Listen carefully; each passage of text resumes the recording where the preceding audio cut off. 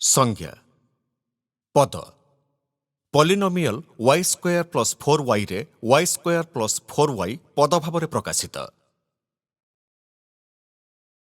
सेहीपरि polynomial 3x square plus 2x plus 8 र तीनोटी पद रही जथा 3x स्क्वायर 2x एवं 8। सहग सहग हेउची चल राशि पूर्वरु थिबा संख्या।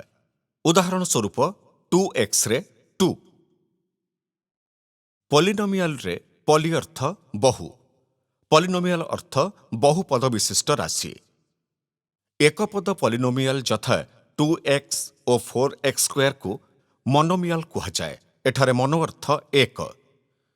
दुई पद पॉलिनोमियल जथा 2x प्लस y बा x स्क्वायर माइनस 4 को बाइनोमियल कहा जाए। बाई अर्थ दुई।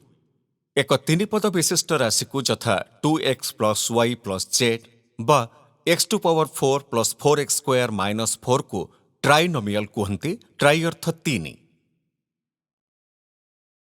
घातांक पॉलिनोमियल परिप्रकाशर सर्वाधिक घात को घातांक कहा जाए।